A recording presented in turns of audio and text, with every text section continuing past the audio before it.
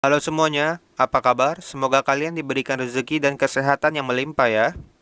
Hari ini kita akan mengulas sebuah film Korea yang sedang trending di mana drama ini mengisahkan tentang sebuah permainan bertahan hidup dengan hadiah tunai 45,6 miliar won untuk siapapun yang bisa bertahan hingga akhir permainan.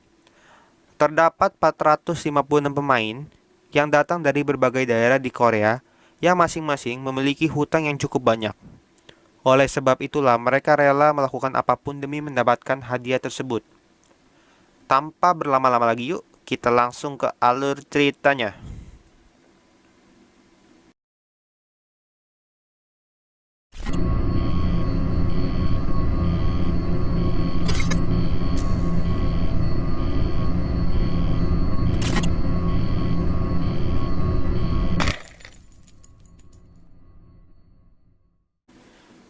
Kisah akan berfokus kepada duda bernama Gihun, di mana ia merupakan seorang sopir berpenghasilan minim. Ia memiliki seorang anak bernama Gayong yang sedang berulang tahun. Gihun yang berpenghasilannya tidak cukup untuk membelikan anaknya hadiah ulang tahun, meminta uang tambahan kepada ibunya. Namun, bukan hanya meminta dari ibunya, ia pun mengambil kartu ATM ibunya secara diam-diam yang disimpannya di atas lemari. Bukan membelikan anaknya hadiah ataupun makanan enak, Gihun menghabiskan uangnya untuk berjudi balap kuda. Singkat cerita, ia memenangkan judi dan mendapatkan 4 juta won. Namun sayangnya, uang yang ia dapatkan dicuri oleh seorang gadis perempuan yang tak dikenal, di mana ia juga ditagih oleh penagih hutang karena memiliki hutang yang begitu banyaknya. Ia pun bertemu anaknya dan merayakan ulang tahun bersama, serta memberikan hadiah dan makanan yang ala kadarnya. Dalam perjalanan pulang, Gihun yang berdiam diri secara tiba-tiba dihampiri oleh pemuda misterius berpakaian rapi yang mengajaknya melakukan sebuah game tradisional Korea yang disebut Dakji. Ia pun menerima tantangan yang diberikannya, di mana tantangan tersebut memiliki hadiah sebesar 100.000 won, dan jika kalah, ia akan ditampar sebanyak 1 kali. Singkat cerita, Gihun pun memenangkan pertandingan tersebut, walaupun menerima banyak sekali tamparan.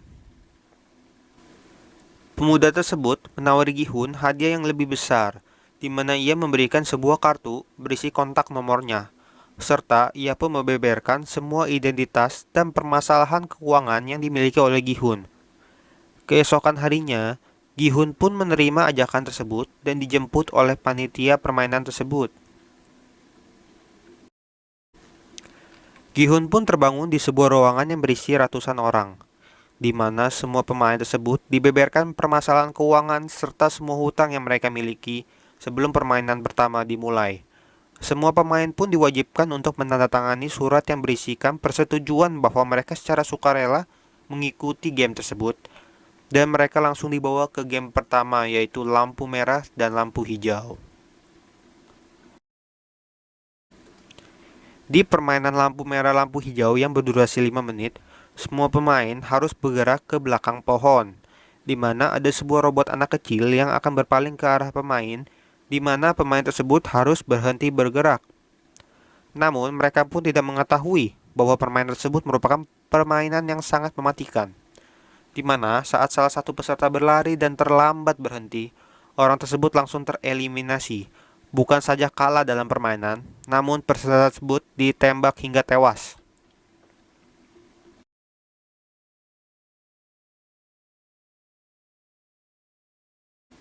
Peserta lain pun panik ketika ada salah satu peserta ditembak, di mana mereka lari ke pintu masuk yang terkunci.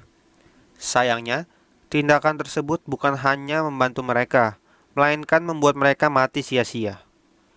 Beberapa pemain yang tersisa dengan terpaksa harus menyelesaikan permainan meskipun mereka harus melihat ratusan mayat yang tergeletak tak terurus di sekitar mereka. Mereka harus berkonsentrasi untuk sampai di garis finish dengan aman dan tidak kehabisan waktu. Mereka yang melewati garis finish sebelum waktu habis dinyatakan lolos dan berhak melanjutkan ke permainan selanjutnya.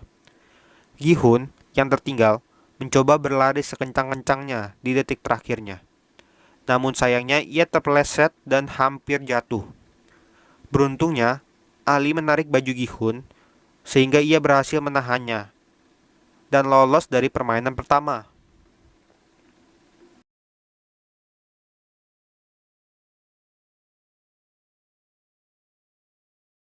Sedangkan mereka yang masih tersisa dan kehabisan waktu dinyatakan kalah dan ditembaki satu persatu. Setelah menyelesaikan permainan pertama, para peserta dikumpulkan di kamar mereka. Dari 456 peserta, kini hanya tersisa 201 peserta. Para peserta yang tersisa sangat ketakutan karena apa yang terjadi di permainan pertama. Alhasil, mereka pun sepakat untuk menyudahi permainan tersebut dengan menggunakan voting. Sebelum melakukan voting, panitia mengingatkan mereka bahwa hadiah yang terkumpul dari permainan pertama berjumlah 25 miliar. Hal itu diakumulasikan oleh jumlah peserta yang gugur dalam permainan pertama. Dan jika mereka memilih untuk berhenti, mereka akan dipulangkan tanpa membawa uang sepeser pun. Hal itu pastinya membuat mereka menjadi goyah. Namun pada akhirnya dengan selisih satu suara saja, mereka pun berhasil menghentikan permainan tersebut. Setelah kesepakatan itu, mereka pun dipulangkan ke daerahnya masing-masing.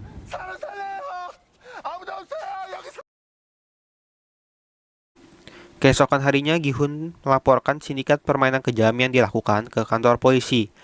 Ia pun bercerita pada saat mereka dibawa hingga akhir mereka dipulangkan. Polisi yang mendengar ceritanya hanya bisa tertawa. Kemudian, Gi-hun pun memberikan tiket yang diberikan oleh pemuda misterius yang ditemuinya. Di sana terdapat nomor telepon yang bisa dihubungi. Namun, pada saat polisi tersebut ingin mengkonfirmasi, yang mengangkatnya malah seorang wanita biasa. Hal itu pun membuat polisi tersebut marah kepada Gi-hun dan menganggapnya gila. Beberapa lama kemudian, polisi bernama Junho baru tiba di kantor polisi tersebut. Entah apa alasannya, ia tertarik melihat kartu yang diberikan Gi-hun kepada polisi di kantor tersebut. Ia pun meminta identitas Gi-hun kepada semua polisi yang berbicara kepada Gi-hun sebelumnya. Junho sepertinya mengetahui sesuatu dari permainan tersebut.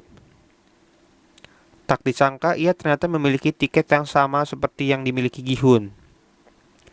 Tiket itu dimiliki oleh kakaknya yang sudah lama menghilang. Junho pun berpikir bahwa kakaknya pasti ada pada permainan tersebut. Di sisi lainnya, Gi-hun pun sedang kebingungan mencari keberadaan ibunya. Ternyata ibunya sedang dirawat di rumah sakit karena sedang mengalami diabetes akut. Bahkan, dokter menyarankan untuk melakukan operasi. Namun, sang ibu memilih untuk pulang karena tak sanggup untuk membayar tagihan rumah sakit tersebut. Hal itu pun membuat Gi-hun sedih dan kecewa akan dirinya sendiri. Ia pun nekat meminjam uang kepada mantan istrinya demi membiayai pengobatan dan rumah sakit ibunya. Namun, suami barunya malah meminta Gi-hun untuk tidak mendekati keluarganya lagi, dan untuk menjauh dari putri kandungnya sendiri. Hal tersebut membuat Gi-hun marah dan langsung memukul laki tersebut. Kini Gi-hun pun sadar apa yang dikatakan panitia sebelumnya benar adanya, bahwa dunia luar lebih kejam dari apa yang terjadi di dalam sana. Mereka akan tetap dikejar hutang dan mati di tangan rentenir. Hal itu pun membuat Gi-hun berpikir untuk masuk lagi ke dalam arena permainan. Pada malam harinya, mereka semua berkumpul dan dijemput seperti saat pertama kali ikut serta. Namun, yang lebih berbeda adalah mereka bisa mempersiapkan diri dalam menghadapi permainan berikutnya. Dari arah lain, Junho ternyata ikut menyusup ke dalam mobil, agar bisa menemukan kakaknya yang hilang. Ia pun menghajar seorang panitia dan mengambil kostumnya agar tidak diketahui oleh siapapun. Seperti biasanya, semua peserta dikumpulkan dalam ruangan besar. Dari 201 orang yang tersisa, kini tinggal 187 orang yang memutuskan untuk ikut serta kembali. Di waktu yang sama, Junho yang merasa kebingungan, kini harus menyamar menjadi panitia dari alam aula permainan tersebut.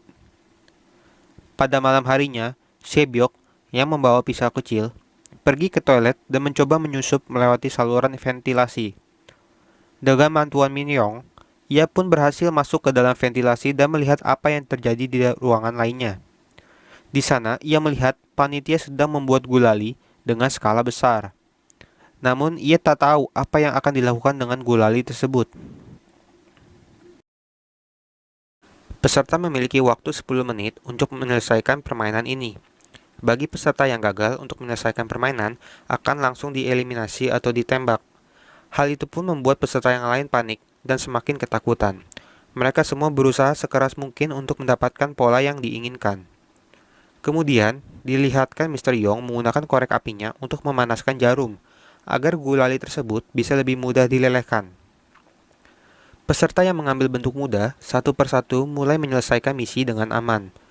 Namun, yang menjadi masalah adalah para peserta yang mengambil bentuk yang sulit. Ditambah mereka juga dikejar oleh waktu yang semakin berkurang.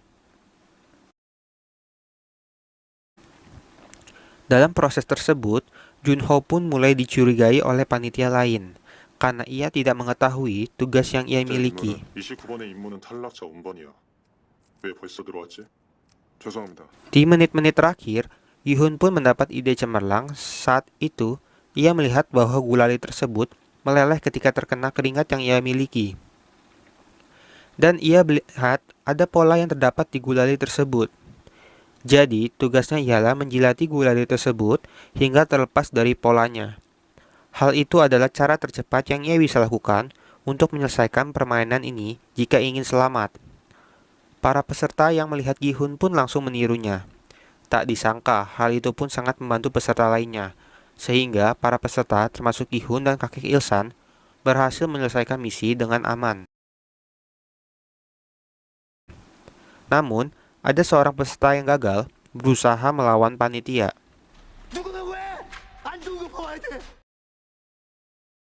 Oleh sebab itu, panitia yang lain pun menembaki peserta yang gagal agar mereka tidak memiliki kesempatan untuk melawan. Peserta itu pun menodongkan pistolnya ke arah panitia tersebut dan diminta untuk melepaskan topengnya. Namun, ketika ia melepaskan topengnya, ia langsung ditembak oleh penyelenggara permainan. Jadi, semua panitia di sana sudah memiliki sebuah perjanjian untuk tidak membeberkan informasi pribadi termasuk mukanya sendiri, kecuali saat mereka di dalam kamar dan sedang sendirian. Semua itu dilakukan untuk menjaga kerahasiaan dari permainan tersebut. Dan part 1 pun akhirnya selesai. Jadi, menurut kalian, siapa ya dalang dari permainan ini? Dan apa ya kira-kira selanjutnya yang terjadi pada Gihun dan lainnya? Pasti akan lebih seru guys. So, kalau kalian penasaran, jangan lupa untuk komen sebanyak-banyaknya ya, agar Mimin bisa lanjutin drama ini. Sampai jumpa ya guys.